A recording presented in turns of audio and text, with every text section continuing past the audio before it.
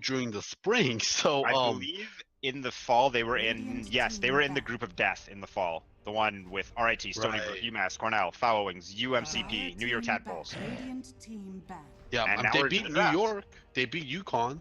New York lost every game in the fall. Actually, they didn't win a single What? Really? series. They didn't win a What single happened? series, and then they went on to take a game off UBC. What? That's not like that group was insane. That was like the most stacked group ever. 10 seconds remaining. Yeah, that's gotta be one of the craziest things ever. That was like the definition of the group of death. Anyway, speaking of death, destruction, and the defense of the ancients, moving into the draft, we're already 2 bands in: Rasta, Shaman, and Viper. Actually, first phase. Yeah. Viper, not really what I expected of first phase ban. Shadow Shaman, I mean, he's always been in and out of the meta for the last year, so yeah, Viper seems like a more very specific ban. Well, Maybe there's something in mind. He definitely makes sense as a ban, right? He's a lane dominator, and Yeah. as it has been enforced every single tournament and match, lanes are extremely important right now. So Yeah. the fact that he's a first phase ban seems a little off, but the fact that he's banned in general doesn't blow me away. However, you know what ban does seem a little odd to me, Golgi? The Huskar ban. I mean, The I think Huskar ban. this might be a reaction to the Viper ban. Maybe JHU thinks that that Viper ban is coming out because they're planning to pick Huskar. Because Huskar obviously a hero that relies heavily on his passive, so maybe that's why. Potentially. I mean, there might even be evidence of Marietta College cheesing with Huskar. Although first phase is a little bit wild to me, but I mean, these are the players, not myself. Look how fast we're going through. Bane Tusk, Yeah. that's a classic combo if I've ever seen it. Love it. Tusk, I mean, we see it basically every day in CS. Oh yeah. And one thing to keep in mind with Bane that I think many people forget, but is a huge deal, apart from his powerful laning presence, offlaners commonly pull the lane early on to get a double wave and be able to farm under their tower and get XP. Right. Bane is one of the support heroes, if not the only support hero that can reliably stop that. Putting someone to sleep makes the creeps lose their aggro and continue down their path to lane, effectively just ruining any offlaner's attempt at grouping all the creeps up early on. In addition, Tusk is a hero that can get 2 ice shards before the creeps actually pass your tier 1 tower. So Tusk can secure the off lane for his ally, whereas Bane can make sure the off lane is not secured by creep pulling for his position 1 safe laner. So right out the gate, their off lane and the enemy off lane are already quite a disadvantage and advantage, quite a change. Yeah. I mean, like you constantly say, the lanes are so important in the meta right now, and these supports definitely are the lane winners that you can be asking for. I think Tusk has got to be the most reliable roamer in the game at the moment because of the 7-second duration on ice shards. You don't need the damage, you just need the if you can get a perfect block for 7 seconds, that's going to get a kill unless they have an escape move. However, Witch Doctor, very scrappy hero, straight from the get-go. The Coconut, which has 3 stuns at level 1, is quite insane, and it's actually very common to see him max Maledict by level 5. Witch Doctor is insane lane support, insane fighter early on. I like Witch Doctor because he wins his lane by just killing people. Like, he does have a high range, and he does have high damage for support, but he just kills people, and that's what I like about him. You gotta respect a hero that just kills people. Just put another hero in the lane with him that can do damage. Like, I mean, Tiny and Witch Doctor, if they lane together, whoever eats a Maledict and a Tiny combo. Maledict is going to be insane in that lane. As well as you can't really do aggro versus aggro with a Witch Doctor because he's an insane aggro tri lane. If that we have seen it a few times, although it's not common. And there's Shadow Fiend. He's become a staple to me. He's extremely high kill potential, strong laner. The magic damage build is just wonderful. It's fun to watch. It's fun to play. It's very effective, and his physical damage is complemented by his minus armor aura and by the fact that he gets damage from last hitting. Again, laning phase is huge. They have the Tusk. The Shadow Fiend has the Tusk on his team. Shadow Fiend is susceptible to ganks early on. Tusk is going to be an easy roamer. I just love the Shadow Fiend. It's just a good hero, good laner, solid pick. Another thing that we saw last week that we cast together, the Shadow Fiend is someone that can really accelerate in farm as well if you give him the space. He can clear jungle camps out of jungle camps because he has so much move speed that he can just move through the entire jungle and clear it out with no few seconds. And he doesn't really care how many creeps are in a stack. Obviously, the magic damage stacking Cloak Aura from the baby centaurs is a big deal, and Mud Golems are not ideal because his damage output is magic, but he doesn't really care how big the stack is. Still, he's going to put an insane amount of damage into it. Clockwork gets picked up by Johns Hopkins. Usually Clockwork is seen with the Shadow Fiend. However, he is amazing against Shadow Fiend. That's a high damage mobile ganker, which Shadow Fiend is weak against, as we discussed. And it does deny the Clockwork for Marietta College. However, with Bane and Tusk already picked, it was unlikely they would go for a Clockwork. But they picked up the Abaddon as the offlaner. This is a hero that I see a lot of people try, and I see a lot of people fail with, actually. It always seems to do well out the gate and just kind of fall off. It seems like just like a weaker Omni Knight. That's actually an interesting point you bring up. I mean, it does a lot of things Omni Knight really does. He has a way to slow down enemies, has a lot of ways to protect his teammates, and in a way provides, I guess, somewhat of a magic immunity, because with Omni Knight you have obviously his W, and Abaddon can give some purge any debuff for someone with that shield of his. Yeah, and a lot of times we see like Abaddon picked up against like stuff like Batrider, because obviously he can purge that kind of lasso off him. But yeah, that's actually a very good point. I never really compared those two, Omni Knight and Abaddon. It does give a front line to Marietta College behind the heavy magic damage from Shadow Fiend, who's kind of playing in the mid and front line. The Tusk who is going to go in, but as the game progresses, Tusk will find it more and more difficult to actually get into the fights. And he's a very reliable front line. One thing to keep in mind though, first of all, Purge, Static Link, Razor's core mechanic, is only broken by distance. Nothing else in the game breaks Static Link by distance. You cannot purge it with a Aphotic Shield. Abaddon is a great target for Static Link because he has to use Borrowed Time. It automatically procs unless he gets killed past the threshold or is muted. So Static Link is amazing on Abaddon if they can catch him, because, well, Abaddon can be in a situation where he's easily dead and they can just keep sapping damage from him. So which the Razor might give you a second thought about using this Abaddon as a frontliner then. Exactly. If Clockwork catches something with Static Link already, that's great. But if he catches something like an Abaddon who's completely caught out, it doesn't matter how dead Abaddon is. They're still going to take a ton of damage with Static Link and be able to keep the fight going. So last picks here looks like DP's bad. DP has been a very contested hero, and I love DP. DP just feels good. It's just a hero where you hit R and you're gonna do something. Like every time you hit R, you're gonna win a fight or take an objective. It's just it just puts a timer on the overall game. I feel like it's just a high impact hero, and it's also strong in lane. It makes sense. And then there's the AoE silence can be very scary as well. DP is in a good place right now in the meta and in balance. I feel.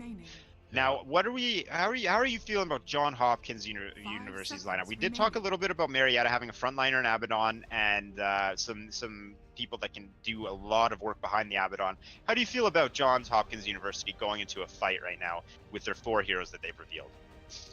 They feel pretty strong. I mean, feel very well rounded, right? They got a decent amount of CC. They got a good amount of tankiness with Razor and Tiny, both pretty tanky cores of their own. And they got the plenty of burst damage coming up from Tiny, and somewhat sustained damage from Razor. Maybe, I'm assuming they're looking for mid laner here, but Tiny and Razor can fulfill a lot of roles. They can safe lane, mid lane, and off lane, so I think it'll likely be a Tiny off lane. So yeah, mid laner. And there's the sniper. Ooh, I love that hero. Yeah. So another hero that's good against Abaddon as well. And a very strong mid laner. He is susceptible to ganks, especially by Tusk. He's gonna have to watch out for that. I think we're gonna see a lot of action from Tusk going on mid lane. But Razor is a hero that is known to be able to be left alone very early. So I think that the Johns Hopkins University supports are going to be able to commit a lot of time to defending the sniper because Razor doesn't need a lot of attention. Working with Tiny, look at the combo they have with Tiny. When the supports go to Tiny's lane, Tiny tosses a Clockwork on top of you. The whole point of Clockwork is if he gets on top of you in the early game, you probably are dead. Yeah. No, he does a ton of damage. He has lockdown.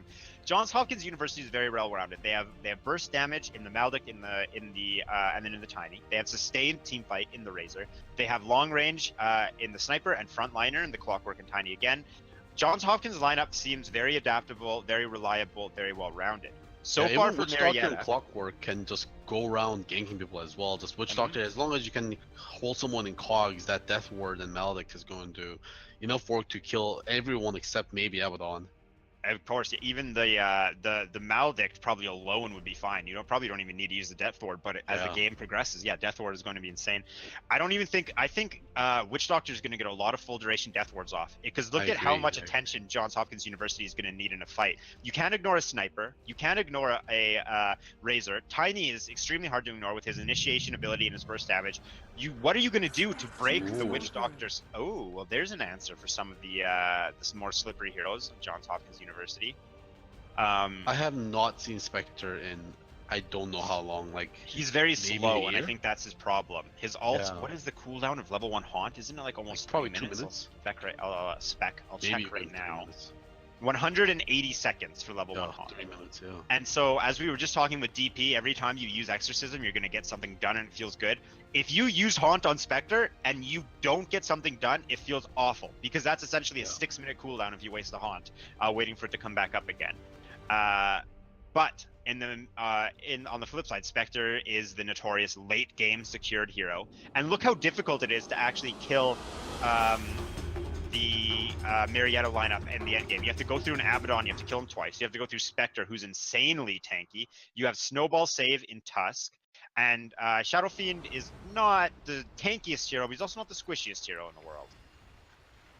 Yeah, it's going to be all about if they can get the Spectre towards the late game here, as we're heading into a game. So, but if we're talking about ganks, I feel like Johns Hopkins University with the Tusk Witch Doctor, and especially when they move to the Tiny lane, they have a ton of killing potential early on, and I feel like, no pun intended, they could definitely snowball this game with the Tusk roaming around. Yeah, no, I have to totally agree with you. I really love their lineup, and I'm really leaning toward Johns Hopkins with these drafts here. I just like their draft. I mean, it seems a lot more easier to execute, and I don't know if I can trust the Spectre. I haven't seen him in so long, but I'll be happy to be wrong here. That's the classic though. This is classic Spectre dilemma. Is you see Spectre in the early game, I don't know about this, but as the game timer passes 30 minutes, 35 minutes, you're like, oh, thank God we have a Spectre. This hero. So why doesn't anyone play this hero anymore? Yeah. He's so broken. Yeah, it just becomes just a raid boss in the late game. And poor Marietta, they very smart play from Johns Hopkins University, not actually playing up, knowing the 3 players going top. Oh, is this an aggressive tri-lane with the Razor top and the Tiny gets solo safe lane? I think they want to fight, and they have the Witch Doctor Clockwork. They want to fight into the safe lane, tri-lane, that Johns Hopkins thinks Marietta is going to do. But they're actually doing the same thing. This is a Spectre aggro tri-lane we're watching here, Golgi. Yeah, you do not see that every day. Yeah, this is going to catch them by surprise. I mean, this is kind of the mind game over mind game, right? I mean, they're doing right now the Tusk Ice Shard blocking that you talked about earlier in the draft. But they have Cogs on the other side. Oh, they're not using Cogs. He hasn't skilled it.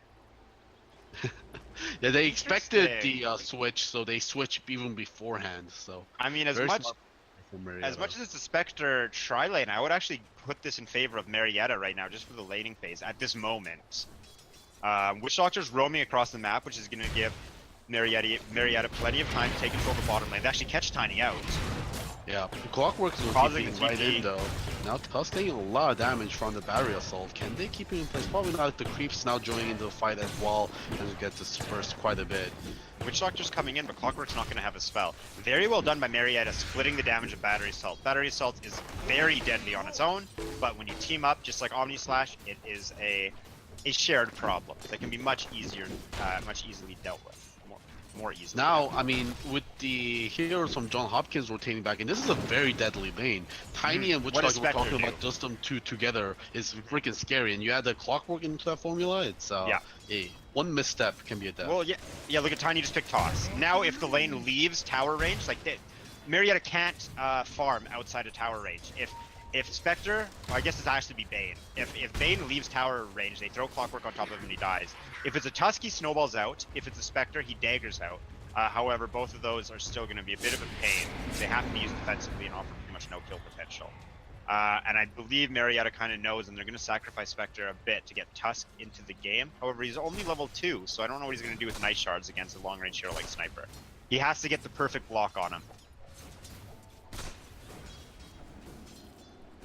And does Sniper know? No, Sniper doesn't have a ward that can see the Tusk. Yeah. Oh, but here's a Bane invisibility. This could be our first blood. Very likely be our first blood. I'm not going to take it for now. Actually give it to Tusk. Interesting. In the meantime, we have Tiny just farming. Spectre only has 3 CS.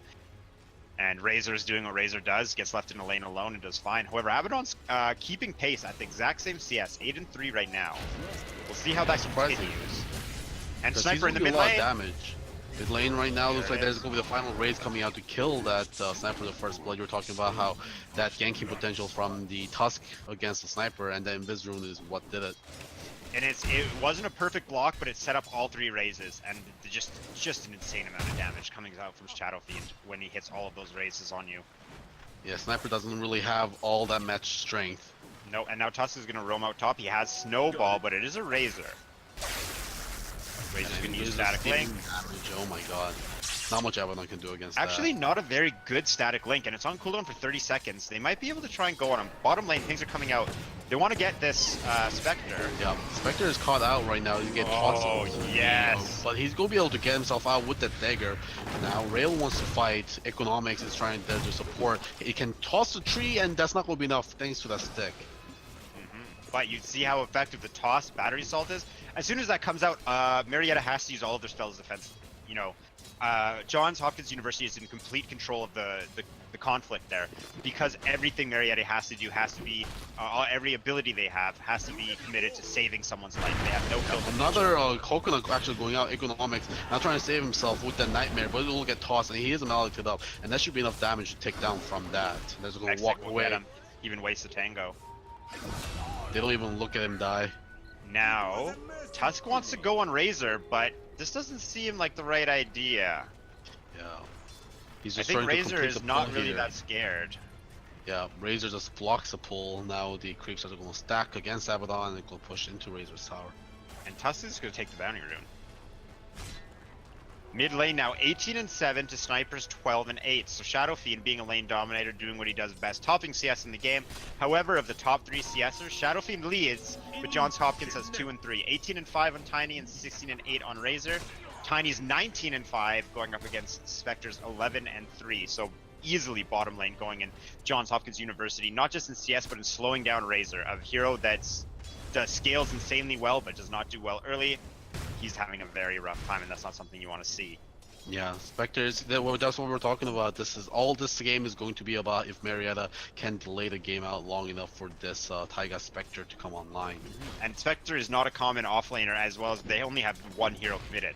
Bane is the only hero committed to helping Spectre out, and they're just watching Tiny farm. They actually might find someone here.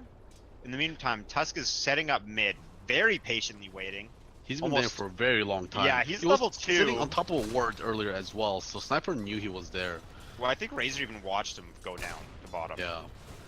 Oh, is this Sniper using the new set from Dota Plus? I think this is the Dota Plus set. I'm not sure. I don't think so. No, this is the Warhammer set. A major, yeah.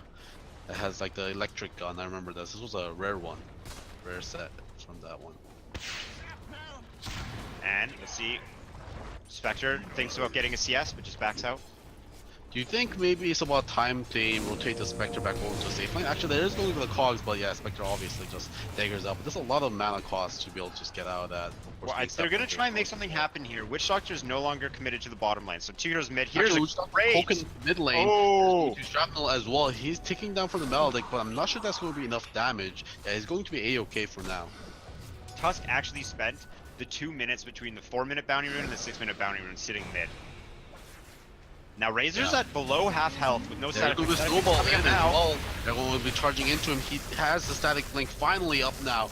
Abaddon is getting the range. He doesn't have his ulti level. Now the Tusk gets trapped within the cog under the tower and he will go down. Easily. Abaddon now running for his life. No ult leveled, so he needs Bottom to lane though, Tiny's getting gone on. Spectre wants to be part of the game. Yep, he's slowed from the dagger, but not that big of a slow. And now so mid lane, Tiny will we have a walk double himself damage out. Witch Doctor. Yep, in mid lane, the Maledict is on him already, but again, it's not going to be enough. There's going to be Assassinate coming out. That's going to hit Healer. That might be enough. Yeah, the There it Maledict is. is going to be enough to finish him down. Thanks to the Assassinate. Tusk getting there a little bit too late, and that snowball. If maybe it was targeted as Sniper, he would have stopped the Assassinate, but Witch Doctor was the wrong target for that one. Maledict Assassinate, what a combo. That's a very easy game. Yeah.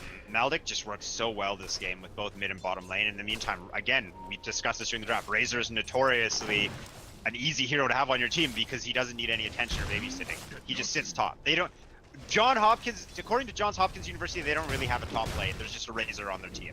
The supports never have to do anything there. Razor's going to get farm no matter what. And they can just commit their very deadly support combo to mid lane and to bottom lane, which is what they're doing. And you can even look at the map. Marietta doesn't know what to do. They're roaming their heroes all over the place, while Johns Hopkins University just sits in lane, soaks some XP and gold. Shadowfiend actually has been passed by Tiny in CS. Yeah, you can even tell the CS difference even in the offlane itself. Razor at 32 and the Abaddon at 20. So Razor having 33% higher, more CS than his opponent does. So they're just winning all three lanes right now. Inspector has his phase boots. Oh, here we go, Inspector. Quickly coming in. The bounces aren't going to be there. The second bouncer is going to be there, but that's a little too late. He makes himself out. Yeah, Clockwork is running in with his boots, but still not fast enough to catch that pain. Oh, and Abaddon actually, just like Wraith King, a lot of people will hold their skill point on borrowed time because Abaddon doesn't have a lot of health. So he has his borrowed time health threshold proc very early on when he doesn't want it. But Abaddon just straight up skilled something else. He skilled Curse of Avernus. Yeah, I mean that's what happened in the dive last time because he was level 6 in the dive that failed with the Tusk. But they're rolling the mid lane actually onto Sniper. There is going to be the shards as well. Second raise actually will miss. Thur backing off. We'll get the third raise there. Now Razor coming in, stopping the damage. Tusk will pay the price for that. But Thur is going to be able to walk himself out of that one.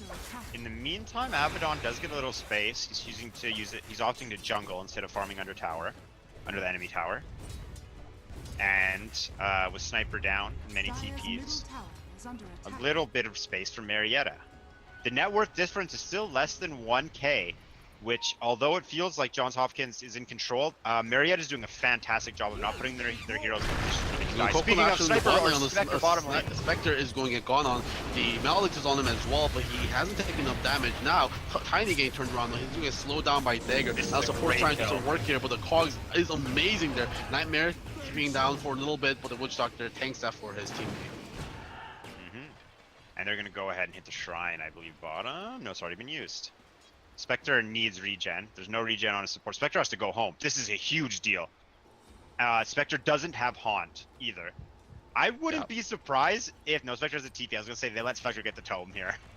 Spectre is so under farm right now. 2,700 gold, even behind his own Abaddon. I need Tiny just throws a creep and bait to break his clarity. Tiny loves this. Tiny's gonna go for Soul Ring, so he's gonna be a battle Tiny. He wants to just start fighting, and actually Clockwork finds Tusk. He's gonna run into tower. He's gonna be clogging him up right now with Dyrasol going at him. He's gonna save himself for a little bit with the snowball. Now they're gonna go on the Clockwork. Tusk needs to back himself out of there. Yeah, but just constant harass, even onto the support. Spectre just made it back into lane, but his little support body gotta go home right afterwards. Sniper's rotation bottom. Oh, he's just grabbing the double damage. It has been pinged, so they know. Now, this Sniper's going to be just a huge pain to deal with double damage. My gosh. And Sniper's opting to max Shrapnel, which makes sense. He's just going to max Headshot, actually. So he wants to just do damage right out the gate. Abaddon drops to a very low amount of hit points, and he's going to go to the jungle. Now, Abaddon's going for the Midas build, popularized by the famous pro player Boba, who says you can't play Abaddon without getting a Midas. And... he's going to Abaddon right now actually still hasn't leveled his ulti, by the way. It's 4 points after that 4 points in the curse. Not even holding a point. So the reason behind the Midas Rush on Abaddon is at level 10 he gets a talent for 20% XP gain. So you just want to take advantage of that. And that, again, that's going to make Marietta extremely scary in the late game. An early Midas, an early XP talent, and a Spectre. The thing is, Kid Marietta hold Johns Hopkins back. Johns Hopkins has a Tiny going. Again, Spectre getting on right now. He Maledicted up. He's going to be able to stick, but is that going to be enough? 2 more ticks of Maledict left, and I don't think it's going to be enough. He is going to go down. No chance. Yeah, I mean, it makes sense for him to go to buy this build, knowing that this game, if they're going to win, they're going to go late. And yeah, as you mentioned, those talents on Abaddon are super powerful if you can get them to level 20, where he gets a 20% cooldown reduction on his aphotic shield and for time, which is absolutely nuts. And of course, at level they're going to Spectre again? No, they're just doing some RAS. Yeah, 225 aphotic shield health, which also translates 225 damage as well on that. Now mid lane, Clockwork is set up mid. He does not have hookshot, but he's behind Sniper. Potentially just playing defensively. It doesn't seem possible for Clockwork to be. Oh, here we go. He's actually rolling over onto the Sniper. The shards are going to be there, but they're going to run away as soon as he sees the Clockwork. Hidar trying to help his support, but the Clockwork is a little bit too tiny. Economics coming in, but still Clockwork unfazed. Just going to walk away from that. And anything going on in the top lane? No, Razor's just pretty much free farming, sitting. It's actually Abaddon's getting quite a bit out of this lane. Yeah, there's going to be another static link, but he's just going to run himself away thanks to those phase moves. Tusk supports top. Not going to be able to do anything though. Abaddon does 0 damage. Yeah.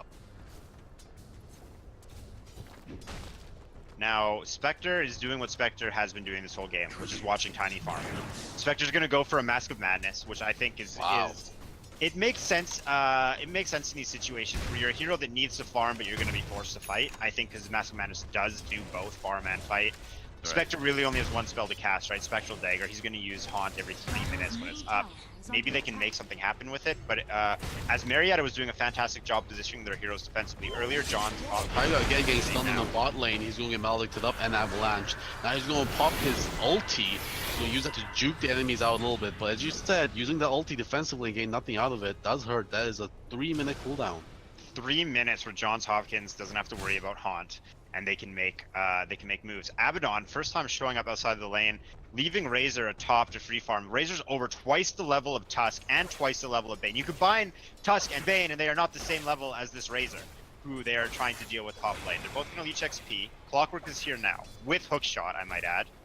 Trying to hit it. There we go. Hookshot. They're going to find economics. I'm not sure if there's anything to get out of there. He will brain sap for a bit, nightmare for a bit as well to save himself, but that's not going to be enough. Taiga comes. Everyone on Marietta is rotating right now. Oh, Taiga got half the level of this Razor. They're going to try to roll in now. There's a defensive roll, and that won't be able to do much here. Tusk is probably sacrifice his life for his Spectre here, running away under that cloud of Razor, not going to be able to get out. Now Abaddon trying to fight. He does have his ulti level up finally. Therefore, now taking away, Abaddon's going to be tanking that for a little bit. Economics coming in, and Hidar actually finishing up the Shell Shaman in the backlines, excuse me, the Witch Doctor.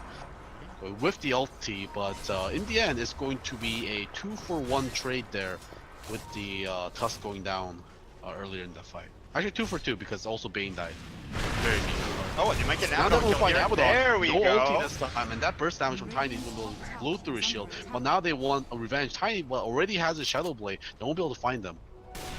Now, Assassinate coming in. Bane is not actually missed the dodge on that, which means he's going to take the toss damage with no more mana to be able to avalanche. Great play by Econometrics, keeping himself alive there. Tiny might have been able to get a toss back, but went for the damage toss, which wasn't enough after Assassinate was disjointed. The kill that Witch Doctor, or the kill that Hart got on Witch Doctor on Shadow Fiend, secured him the Shadow Blade, and that's going to allow Marietta to get on the map, get across the river, and start making plays. Shadow Fiend's actually porting to the Shrine. He doesn't have Requiem for 30 seconds, but with Shadow Blade, it's likely they're going to make an attempt at a fight. Borrow time is up, and Aphotic Shield is maxed on Abaddon. Very close to his Might, which isn't a fighting item, but his hero spells are very effective early on, high impact spells. Now, Shadow Fiend might get scouted here. Tiny's behind the tower with Shadow Blade. He actually got seen with the flare as well, so they know Hidar is here. And they have hookshot. This is dangerous. Ward gets dropped as well, so they see everything. Damage getting sapped from Hidar, and Hidar runs through the trees, but that won't be able to pop away from his telemetry. He's doing everything. Bane, meanwhile, gets blown up by Tiny. Requiem gets committed, but that's not going to do any damage. Hidar now gets taken down with 0 damage on him. Razor stealing 225 damage. Now, punch up onto that Clockwork. Clockwork will make his way out, and meanwhile, Witch Doctor gets ganged up by Marietta. Now, the point-blank hookshot is going to be able to stun the Abaddon for a little bit. Meanwhile, the toss, the avalanche combo is going to be able to kill that Spectre. Now, Abaddon, without his ulti, he's going to get taken down, and Razor barely survives that duel. 4-for-2, the final trade here, and the 5 recap shows that that's a 1,300 gold swing for Hopkins. Neither of the Shadow Blades on Tiny and Shadow Fiend were used the way they wanted to be used. However, the Tiny was very effective. Tiny wanted to get a kill with his, but he ended up just scouting and getting information. The information he got led to Johns Hopkins University being able to just walk right up behind the tower. They saw the Shadow Fiend and they saw the Abaddon in a bad position, and they just marched right in, sapped the damage. Now, Shadow Fiend used his Shadow Blade defensively. They had no sight. Johns Hopkins had no sight to find him, but with Static Link already on him, Hadar actually beginning. Oh, no, never mind. Because of the sight Tiny provided, they followed Shadow Fiend through with Static Link. He hits the Requiem, but nothing else happened. He hit everyone with it, but it wasn't enough to actually win them the fight. And with all the damage, Sapped Razor just took him out and kept on marching down through Marietta's team and down to about 1 HP, but not dying. Johns Hopkins takes the tower, takes the fight, and now they're going to set their sights on the mid lane. Yeah, he might have just made the wrong decision running into trees. Of course, Razor does not mind if you run into trees because that Static Link is going to sap your damage no matter how well you juke. There's actually a Phoenix going now onto Razor. He is very tanky, but not will to survive. No, maybe he is. No, actually, the right clicks over there is enough for Hadar. Now, the game is hard trying to run away on that clockwork, getting slowed down by the Sigil. But he is actually very tanky and fast. There's going to be the shards to block him up and the final raid. There we go. Stop him from denying himself. Shadow Fiend making an appearance in this game, topping last hits now and topping network. 2000 of a Tiny. Ooh, bye-bye, Tusk. That's an assassinate. Being used like his spell name. Now, Abaddon does have his Midas, so we're going to see him be accelerated. He's going for a Yasha first. Interesting. He also hit that level 10 talent as well, which is very important. With that hit level 10 before Spectre did. So right now we have Hart playing the Shadow Fiend. He's going to be the space creator for Marietta, roaming around with the Tusk and roaming around with the Bane. One of the problems that Johns Hopkins just faced is they're aware that Shadow Fiend has Shadow Blade, yet Witch Doctor is the only player on Johns Hopkins University who had True Sight during that, but Witch Doctor wasn't mid. So they could not play around Shadow Fiend. And again, they have no sight on any of the heroes. Clockwork is notoriously one of the best dust carrying heroes in the game, actually isn't carrying any True Sight, as well as Witch Doctor has none on him. There's no True Sight on Johns Hopkins right now, so Shadow Fiend has free reign right now. Wherever Shadow Fiend goes, there's very high kill potential. Yasha in the bot lane, they're looking to maybe go on him. The dagger actually is completely in the wrong direction. All 10 heroes are in this bottom lane right now. Pink is going to port out though, but he has Hawk to come back in. This is the classic Spectre. Just farm the other map, and then whenever your team wants to. Oh, they're going to find Tiny. They have a sight for him. Okay. Not confident enough to fight into all 5 of them right now. They do know they're quite behind. I like this play by Johns Hopkins. Don't risk it, especially when they don't have vision set up. Vision advantage is definitely for Marietta right now. Just back out, put heroes in other lanes, and let the tier 1 drop for Johns Hopkins. Now they force them back. Sniper going straight for Hurricane Pike first. This isn't my favorite build. Sniper. Oh, here we go. Trying to fight right now. Hunt gets bought. Spectre joins the fight right now. Hart is trying to go up against everyone on the other side. Meanwhile, Razor getting taken down by the gang of Marietta. But Tiny comes in with a Shadow Blade trying to duel up against Abaddon right now. He's getting slowed down, but they don't have any damage to chase him any farther. That was what they needed from Shadow Fiend. Shadow Fiend chased down Witch Doctor. In the meantime, Marietta was completely fine, having a tanky Spectre and an Abaddon who was not scared. Witch Doctor went down and Hart returned to the fight. Johns Hopkins University had used all their spells, yet managed to accomplish nothing.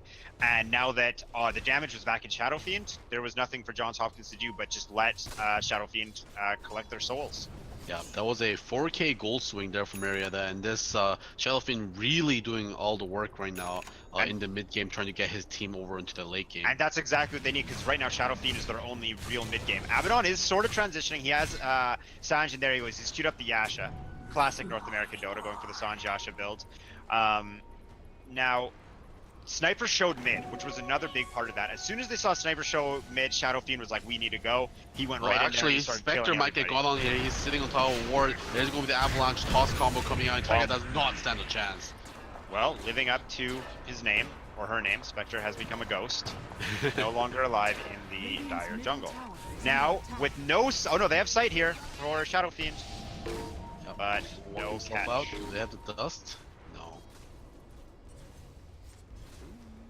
Shadow Fiend thought about it, but he backs out. He knows he's too important right now to risk a ballsy kill like that.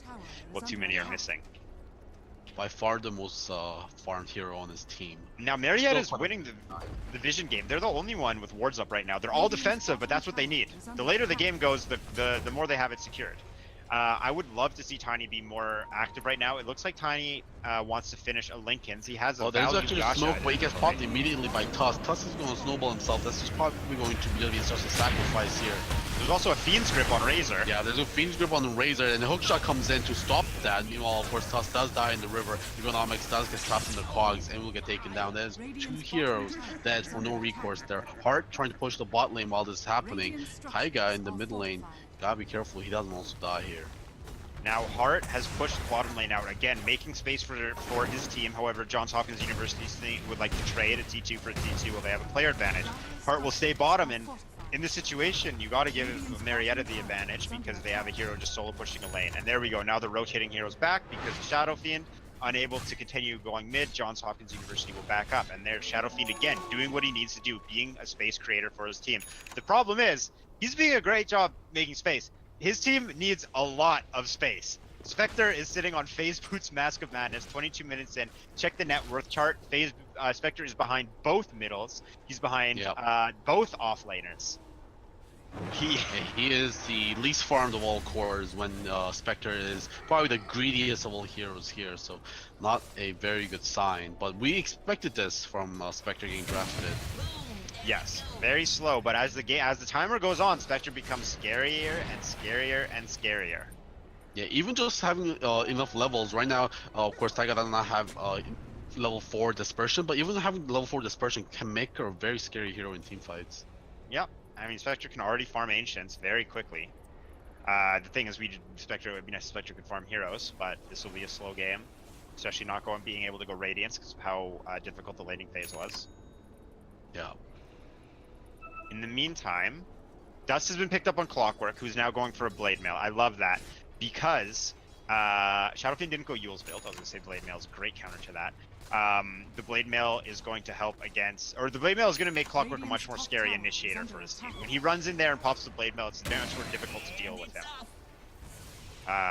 And Razor is just going to keep farming. Razor's not a hero that farms very fast, so that goes in Marietta's favor as Spectre, a hero that wants to be farming right now, is not competing with someone who's known for farming quickly. Now, yeah, that's a good point. Tiny because can farm actually decently got out fast. of lanes as the highest farmed hero in the game, but he did fall behind now, behind the Sniper, Tiny, and the Shadow Fiend. And that's what I wanted to say earlier when I brought up the Hurricane Pike for a Sniper. The item makes sense, but Sniper's a hero that wants to get a lot of items. He doesn't do a lot of, he has very low damage, but he scales well with items. Hurricane Pike first seems great, but it doesn't help Sniper farm. It doesn't help him sustain into the late game. He did follow the Hurricane Pike up with a Maelstrom. With both these items, he can now farm and fight, which I like the combination. I like it a little bit more greedy. And actually, the bot lane there is going to actually cogs over into the Abaddon, and they're going to be chasing down the Clockwork. Clockwork is a fault to fall, but now Shadow Fiend is going to be paid the price. He's going to be blown up by the Tiny combo. Now Abaddon trying to fight him, but his 1v4, he's just getting kited around and around. Now he's trying to run away, but Razor is going to pick up that kill. Actually, Sniper won't be able to take that with his auto attacks. Shadow Fiend went in with Abaddon against 5 heroes, and they actually looked very scary. Not only what the heroes look like, being quite spooky heroes, but just the power those 2 heroes have together. Now, the fact that Shadow Fiend was focused before Abaddon, a very simple choice that John Hopkins allowed them to just clean that fight up. If Abaddon was focused before Shadow Fiend, I think that fight likely still would have went in Johns Hopkins University's favor because of the 2v5 nature of it. But Shadow Fiend going down first, what did Abaddon do? Abaddon, as soon as Shadow Fiend went down, Abaddon just ran away and died. If Abaddon was focused, I think Shadow Fiend could have just lit up Johns Hopkins University, getting a kill. I wouldn't even be surprised if he could have got 2 kills there before going down. All in all, they made space for their team, but by killing Shadow, as soon as Shadow Fiend goes down, I think in general, Marietta's team fight is essentially non-existent. Shadow Fiend is Marietta College at the moment. Until Spectre comes online and until Abaddon is able to maybe even get another item. Going for the Sanjasha, it has great synergy with Curse of Avernus, but it doesn't really make Abaddon a killer as much as it makes him a really, really annoying hero that can lock down the Tiny or can lock down the Razor by just committing the entire fight to right-clicking them. Yeah, actually I was surprised that he decided to go first on Yasuo, which kind of seems more of a selfish item for Abaddon, rather than sometimes Abaddons go for more like a supporty build, right? Like stuff like He is Solar a Crest core. and like Vlad's and stuff like that. Even as a offlaner, a lot of times I'm used to seeing that, especially with someone like Spectre, that they need to get into a late game. But I guess they decided that they require another damage dealing core, I suppose. Well, it allows him to do the right clicks. It also, if he goes on the Razor, Razor won't be able to chase anyone with static link. But Razor probably would want to go for the Abaddon anyways. Now, Abaddon can also go on this Tiny, lowering his attack speed and movement speed, both problems Tiny has. But Tiny has a Shadow Blades and a Yasha, so that kind of counteracts that. I like to see what this Abaddon is able to do in these fights, but for now, it looks like Johns Hopkins is just going to ignore Abaddon for the most part. They're not too concerned about him, and with many heroes up top, we might see a conflict. No, Marietta just wants to dodge. They can afford to dodge maybe, they have one more tower they can afford to let up, but after that, Johns Hopkins University is going to be knocking on their door, and Marietta is not prepared to have them over for dinner. Spectre does not have very much. Mask of Madness Yash is still getting close to the Manta style, but even then, I don't think the Mana style is going to be the item that allows Spectre to really turn the tide of this game as a hard carry. Yeah, for sure. Mana style doesn't really do anything here from what I see. There's not really a thing that she needs to purge off. I mean, just a value item with good stats. That's what it is right now, and she needs a lot more of that to be efficient in team fights. There's going to be finding Abaddon in the jungle there. He does use his Midas before maybe he goes down. Maybe they'll pop his ulti. No, now we will find that. Abaddon is going to be able to get himself out of there with that move speed. And Spectre's forced back. With the game going to slow though, we've discussed this many times. Marietta loves the timer clock ticking up. And the net worth lead is only 6k difference. Tiny built a Shadow Blade, but it feels like he should have been building a Battle Fury or a Midas with how he's playing. He's hitting a lot of creeps. Whereas, how's the BKB looking? BKB hasn't been used on Shadow Fiend. He's actually been holding on to that for a little while. And Shadow Fiend went for Boots of Travel, a great item for creating space. Yeah. Keep all those lanes pushed in, so Spectre can farm the jungle. There's the Haunt. There's going to be the Haunt on the Witch Doctor. Right now, this is Scout. Now Spectre goes in against that Witch Doctor. Witch Doctor is just food for him right now, thanks to the Mask of Madness. And that's going rolling them back. That actually is a nice little kill for them to find while they're behind. Especially with Spectre picking up the last hit. Haunt gave them vision, but they weren't able to do anything with it. Shadow Blade picked up on Sniper, so he wasn't seen. Again, though, Shadow Blade is a fighting item, not a farming item, and yet Johns Hopkins University seems quite timid to take fights. So, to sound like a broken record here, as the game goes on, Marietta is going to be in a better and better position. Shadow Blade is not. Well, Shadow Blade can turn into a Silver Edge, though. Keep that in mind. And the reason that Spectre scales so insanely in such a terrifying manner is because he has two passives. The more passives, the best passives in the game. Yeah, and so being able to break those passives is a big deal. And Sniper is probably the best Silver Edge carrier in the game because of when it comes to taking passes and off, because he has Hurricane Pike. So I don't mind it too much, although I'm just concerned that the game's going to miss, but that will still find a Bane. If it's just going to be a Bane, though, that Thur doesn't come in as well. He's going to get absolutely blown up. But look at the cores from Marietta. Shadow Fiend pushing top, and Abaddon cutting the bot lane. They're teleporting for Shadow Fiend, but I do not think they're going to find him. They don't even have detection on these two heroes that teleported.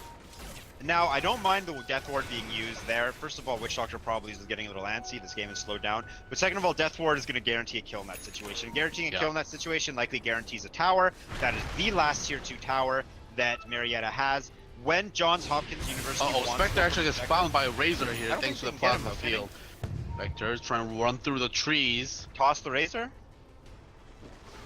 He's gonna they're gonna toss the Razor in, but there's gonna be the pop spell. But now Shadow Fiend is there. That's a huge amount of damage. Roland is coming in from the Tusk as well. Fiend's grip now onto the BKB. Razor taking a huge amount of damage even under that BKB, but he's able to get out for now. Hard actually gets taken out. Razor does not die to a Death Requiem, and now Tusk will run away, and he's actually gets shot down by the Sniper. I loved it. I saw Razor turn it up. Like, is he really going for this? He has all that damage. Turns around, just obliterates Shadow Fiend. And now here it is. They're going to go for, because of how low they are, they're going to opt to go for Ro16 instead of for the base. I think this makes a lot more sense because of how early it is in the game. The heroes aren't as scared. But there's going to be the haunt though, but all the creeps all the illusions rather gets cleared out almost instantaneously. So it's a wasted haunt there.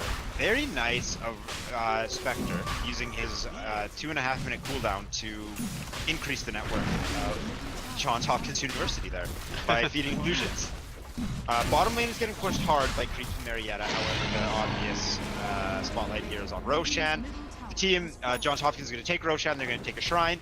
They can use the Aegis to buy some time, take advantage of their 6v5 situation with Aegis and farm a little bit. However, it would not surprise me if Johns Hopkins University goes straight for the push instead of using the Aegis to turn into a little bit of network before going for the push, because again, we said it 1,000 times, the longer the game goes, the scarier Marietta's team becomes.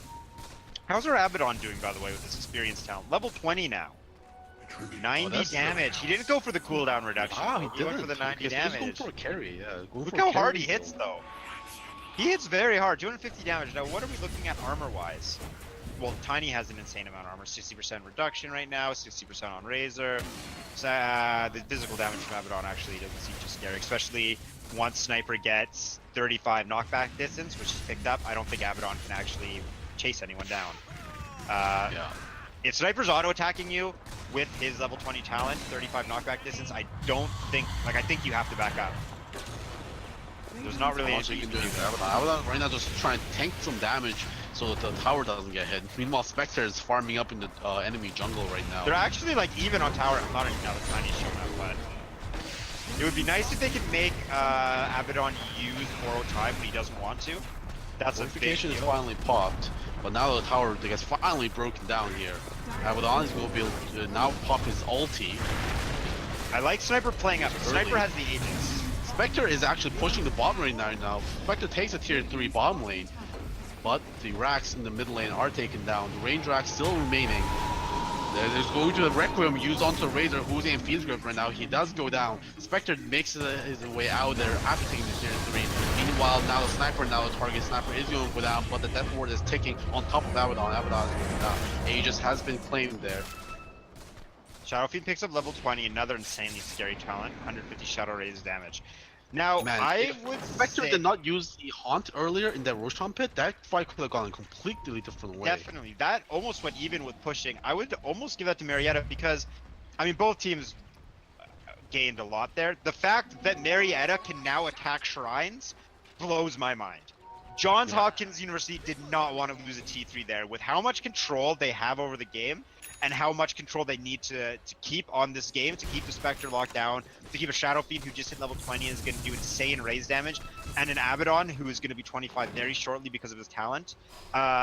Johns Hopkins University doesn't want Marietta to be comfortable crossing the river, and Marietta now can access shrines. If they want to fight, they can start taking shrines. It's a huge gold injection for their team, but it's also a map control advantage. And with the next Roshan coming up, if they're able to take the shrine away from Johns Hopkins University and put that Aegis on a Spectre, Spectre's already maxed dispersion, which is all Spectre needs with an Aegis. You have to go through Spectre's whole life bar. 22% of that damage is being reflected in AoE, and they have to do that twice. So that's just from Aegis alone.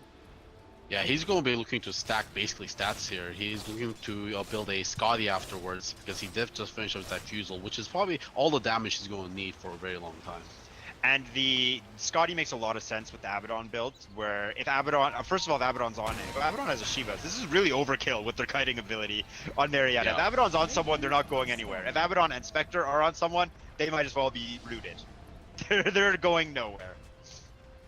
They're trying to hunt for the Spectre right now. Spectre does realize that it's hiding in the trees. Razor goes into trees. If he uses Plasma Field, he will see it. Oh my god, he does use it. Taiga in big trouble. He actually doesn't realize. What is he doing? He's just standing still. He haunts. Oh, he uses Haunt. No, he's gonna die. He uses Haunt as well. What a blunder. And Bane also died. Not as big of a deal. Then Spectre going AFK in the middle of the round of 16 playoff bracket against Johns Hopkins University. I mean, he must be looking somewhere else. He must have thought there's no way that they're on top of me. He must be like looking around the map, looking for where they are, because they're all smoked up, and when Razor right on top. I think even Razor was like, "Is this an illusion? What's it do? Like, why is this guy moving?" Yeah. Oh my god. Now Razor's going for Shiva's guard. Razor is just an insane amount of armor on him. They're gonna go for shrines here with Spectre down. They're not actually gonna go for any base. Melee Rax has gone down mid, and Abaddon's gonna push up bottom. Abaddon earlier had a Solar Crest queued up, opted to go for a Blink Dagger, and now he's queuing up a Assault Cuirass, meaning he is not going to be carrying a TP except for his backpack. Alright, Spectre is here we go, push top lane. Going to a high ground. But there is no haunt, of course, that's majority of Spectre's usage in team fights. And this tower is absolutely melting, it's gone already. Shelfine poking with those raises. But this melee Rax taking a lot of damage. Abaddon's pushing bottom. Finally rolling, coming onto the sniper. He is invisible right now. There is Reku coming in, and the sniper actually gets blown up. There's going to be the Fiend's Grip onto Razor during his BKB. He's going to be wasting a lot of duration. Taiga now chasing him down with the Diffusal Blade, slowing him down, and he's just trying to Rosie around, bring around the Rosie on that shards. But meanwhile, on the bot lane, Abaddon actually took the bottom racks. For 35 minutes, Marietta College has been on the back foot, biding their time, waiting for their moment to strike. And when Johns Hopkins University gets the most insane Spectre pickoff I think I've ever seen, with Haunt being wasted, Johns Hopkins steps into Marietta's trap, comes to join them for dinner, doesn't get a barracks, loses their team, and in the meantime, Abaddon takes a lane of racks. In one fight, 38 minutes into the game, about 37 minutes into the game, Marietta College is now going to control this game. Somehow, Johns Hopkins University, with a Rax down, their shrines exposed, and Ro16 spawning in, may respawn in a minute and a half, have to take control of a game back from a Abaddon, who's closing in on level 25 very quickly, a Spectre, the scariest late game carry in the game, or one of the, and a Shadow Fiend, who has been doing a fantastic job sowing chaos in the Johns Hopkins University line. Johns Hopkins, I think, is shook right now. I don't think they were expecting this. I know I wasn't expecting such a swing. The net worth is almost even. It's slightly favors Johns Hopkins University, but that means nothing. Spectre has ulti now. They can just use ulti and figure out where they are with the smoke game. Okay, there we go. We actually just blinking, and then with the Shivas, Hunt gets popped as well. Whirl Sponge gets coming over onto the Tiny. Tiny taking a huge amount of damage. There's going to be the Shadow Fiend trying to take chasing down, but do they have any lockdown for it? Tiny is going to get right click down slowly. Meanwhile, on the other side, they only find kill on the Clockwork. Now they're trying to go up onto that sniper, who's getting slowed down to infinity by the Abaddon. He's going to get slowly right click down as well. Now, Razor do a Soul Survivor. Clockwork is going to buy out there, trying to help him out. Now Razor getting slowed down by that Fusel, gets slowed down. This will be the come in for the hook, trying to save his Razor, but it's not going to be enough. Razor buys back as well, but that is only one remaining, and barely Shadow Fiend and Spectre gets out there alive. 25 on Abaddon at the end of that fight. That was a 8k gold swing for Marietta. Razor, now they have a gold lead for the first time in this 40-minute game. I think Johns Hopkins, the best thing they can do is use the time they have before their agent falls to discuss what they did wrong and not make the same mistakes in game 2. They spent buybacks, they lost a fight. They need to recover this game where they're just getting rolling over. Their window of opportunity here is when Haunt is on cooldown. They have 45 seconds. Their cores are down until pretty much then. They have no buybacks. They're going to have no map control. Their wards are deep, or one of their wards is deep, one of them is defensive. They need a miracle to happen on the high ground here, the same way Marietta waited for their miracle to control the game. If Johns Hopkins wants to hit in, they need a miracle in this high ground defense. Yeah, and it's going to be hard because now Spectre is a legitimate hero. Look what he has finished. He has an Eye of Scotty now. He has 3,200 health with Dispersion and 26 armor. What happens when Spectre hits R? No one on Johns Hopkins University can move because of Eye of Scotty. Wherever Abaddon is, they have to deal with Curse of Avernus, they have to deal with Shiva's passive aura, as well as the active Arctic Blast. So wherever Abaddon and Spectres are, you're rooted. This is against a Razor team, a Sniper team. And one thing I want to point out, the Spectre has been doing an amazing job of, take notes, Johns Hopkins University supports, Spectre is carrying a dust of appearance. Spectre eliminates Witch Doctor from the fight every single time in about 4 auto attacks while not taking any damage. And from then on out, he still has Haunt up. He can go anywhere else he wants. He hits R and Witch Doctor dies. And Witch Doctor is going to try and build an Aghanim. That's not going to happen. Oh, Matrix is on a warning mission and just runs into the entirety of the enemy team. Johns Hopkins University. Down but not out. Although it's... but that means that's going to open up the Roshan. And Bane did not save for buyback. That might have actually cost a mistake. Do they even need it though? Grouped up in a tight spot like this with Shiva's Guard and Dispersion coming out. Oh, the hook shot actually onto Shadowfiend. They care about this one, but there's going to be Abaddon trying to save him for a bit. And again, no detection over on Johns Hopkins. What is going on here? Shards are coming out as well. Damage drain is going on to Abaddon, as you were talking about it earlier. He's going to be losing all of his damage. Meanwhile, the Death Ward gets channeled up while Spectre is trying to haunt in, do a lot of damage. Death Ward is absolutely ripping him apart. Oh my god, he got it off. He's going to survive for a bit. Now Shadowfiend rejoins the fight. The Razors are going to be there, and the fight turns again against now John Hopkins. Sniper gets taken down. No buyback on him. No buyback on Razor. Now only Tiny and Clockwork standing against all 5 heroes in the enemy team. Spectre gets out with like 100 life. Taiga is back in base. That was the fight that Johns Hopkins University needed, but I think it's too late. I don't think they're going to have a fight go that well for them again. They had Death Ward actually go off. They had an initiation they needed. They had Johns Hopkins use some of their cooldowns before the fight. So look how fast this tower goes out. Curse of Avernus, Assault Cuirass. Yeah, double damage as well. What was on Abaddon. They don't even care about Roshan. They're going to end the game right now. Yeah, no, I agree with this. No buyback, they know, on Sniper on the Razor, and that means they have free reign of all this. They're going to go for the Mega Crease first here, going for something more safe. They know if they have the map control, they can get so out-farmed that it won't be a question of who wins this game. Now the Melirex gets taken down, and the Ranger Axe. They could even stay for the throne if they want. 40 seconds left. Spectre even makes it very close. Jack Spectre stops in the jungle, starts farming. Spectre go into... Why? He finished the game! Okay, there's going to be Abaddon fighting against enemy team right now. He pops his borrowed time just against the Death Ward. He's going to walk himself out.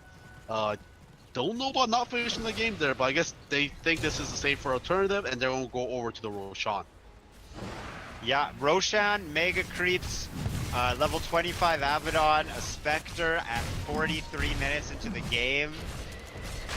Here we go, here's the attempt. Oh, this is going to hookshot actually by the Clockwork, but that's just going to be a sacrifice. He actually does not get anything, I believe. Cheese is now on Spectre, Aegis on Shadowfiend. Tiny making his way out of there with that Shadow Blade. They ping out the Witch Doctor, but they don't have detection for him either. And joining this a patrol like the beginning of the end. Marietta coming in, Abaddon blinks in, tries to get a slow on someone, but he's going to get forced out right now. Shadowfiend immediately loses his Aegis. Haunt is going to be up as soon as the silence is off. Taiga still not using the Haunt. They're actually going over onto Razor, who forces the BKB out of him. Now they're going to chase down onto the Greeks for now. Yeah, the Haunt actually gets used and it doesn't do anything. Now they're going to back off, I guess, and wait for the Haunt cooldown to come back up. In the meantime, the Mega Creeps are just destroying the space. Now, they do have a Sniper and they have a Mjolnir, so Golgi, I hope you got a good sleep last night, because potentially we could be in here for a long time. At least there's no Tinker, right? Don't you dare jinx my game too. Please. So I mean, we're going to be at least waiting for 80 seconds here for this Spectre ulti, right? Yes, they will be, and I think Spectre will not make that mistake again, using it when his team is not able to follow up. I feel like they should have used it when they initiated with the Abaddon there. Definitely. Because Abaddon blinked in and didn't get anyone. Even after the Roshan fight ended, Abaddon was actually on top of a Shadow Blade at time. You didn't realize it. If they haunted, they would have found him immediately. Yeah. Maybe time for a gem as well on some of their heroes. Yeah, might as well. And there's a MKB on Tiny. I would have actually loved to see a Rapier. BKB. Now the Oh, interesting. MKB is to deal with Butterfly and Shadow Fiend. Butterfly on Shadow Fiend. Yes, however, cleave damage cannot be dodged. MKB also. It does seems like a tiny. weird choice. I think he was committed to it. He's building it for a while. The attack speed is very nice. However, I don't know who he's really going to be able to man fight. Definitely not Abaddon. Definitely not Spectre. Shadow Fiend. I guess try. Continuing to farm up the map, Marietta has complete control of everything outside of Johns Hopkins University's base and even a little bit of inside Johns Hopkins University base. Sniper's Nullifier definitely going to finish try for to hold Spectre back as well. mega creeps. So Nullifier on Spectre probably means that she can haunt it if she has fast fingers, nullify either the sniper or razor so they can't use a BKB and maybe take them down by herself. Yeah, it makes it so Spectre doesn't have to. Spectre could kill a Witch Doctor as soon as the fight started. With Nullifier, Spectre can now kill whoever they want as soon as the fight started. They don't have to worry about Tiny, like, because you use Haunt and you get Sight. So if you see Tiny not in Shadow Blade, you see Sniper not using Shadow Blade, you just take them out. And one thing I'm upset is that Sniper did not finish Silver Edge. That is probably the highest impact item I think they can pick up apart from a Divine Rapier right now. I actually would love to see a Divine Rapier pick up on Sniper, but I would also love to see a Silver Edge. He needs both these items if they want to keep holding. And also save for buybacks.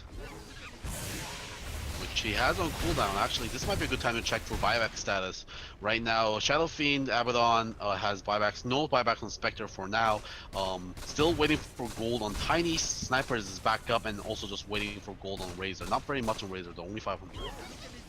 Spectre getting very close to... Oh my god, look at Spectre's level 25 counts. Hero wasn't scary enough. 8% plus dispersion or 40% Even the on illusion damage. Like, the team fight damage God. that's going to come out from those illusions is insane. Yeah, that's actually crazy. Like, the Witch Doctor might die even without the him actually realitying in. Just from the Hunt illusion, though, supports might die. I don't like. Those are both good. I would. I don't even know. I guess I would assume Dispersion. I like Dispersion. I don't even know. That's so. It doesn't like. I feel like you just put your hand on your keyboard, press the 1 and 2 hotkeys, which you use to skill talent, and just press them at the same time and see what happens. I think it doesn't happen.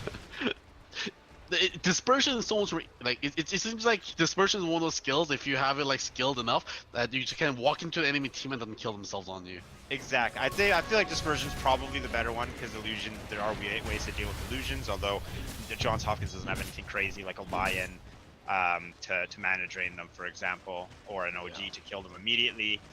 In which case, obviously, you take Dispersion. I do feel like Dispersion is probably the stronger one, although nobody plays that hero, as we saw discussed earlier. Speaking of Silver Edge, the first Silver Edge of the game gets picked up by the Shadow Fiend. No, wrong team. Shadow Fiend has a Sanjasha. When did that happen? Oh yeah. This is Sanjasha. This is how you know it's North American Collegiate Dota. I'll tell you that much. 2 Sanjashas picked up this game. Tusk has an Aghanim Scepter. I feel like he did that for fun. I know for Razor. No. That makes sense. And for you can kick Clockwork away, I guess. Razor makes the most sense though. Yeah, that actually is pretty good. It probably much makes Razor useless as well because that kick goes through BKB. Now, Johns Hopkins University has made it out of their base. Let's see if this was the huge mistake. Yeah, Haunt gets used now. They're trying to chase down Abaddon, looking for victims of his blade. They're going to actually finding the sniper. Sniper goes down. Bye-bye. Now the Fiend's Grip goes on the Tiny, and he's going to take it down as well. Now they're looking for the Razor. Razor is very fast. Will make himself out there. Tiny buys back immediately. Sniper actually did not save for buyback. And yeah, actually I don't know what he spent his money on. He had it before when we saw it. Oh, he buys the Silver, and now they're trying to go on the Tiny. Came back. Shadow Fiend very low life. He's going to make himself out there for now. There's going to be a Death War channel in the back, but no, it has been tossed over onto the Shadow Fiend, who's going to take it down with buyback immediately. Goes to TP's back in. Razor buys back as well, chasing down over into that Abaddon. The fight's going on everywhere. He's going to be rolling over onto Razor. He's going to get kicked onto the high ground on the other side. Now they're going to be chasing him down from his base. Now Puppy Reborn is going to get his enemies away Is this from really them. what they want to be doing right now? Is taking down the Thur. Shellfish Hart is There we go. this game. Thank Use that you, bite. Hart. I was doing chasing Razor halfway across the entire map at the end there, scaring me. All right, well there it is. Marietta, call it.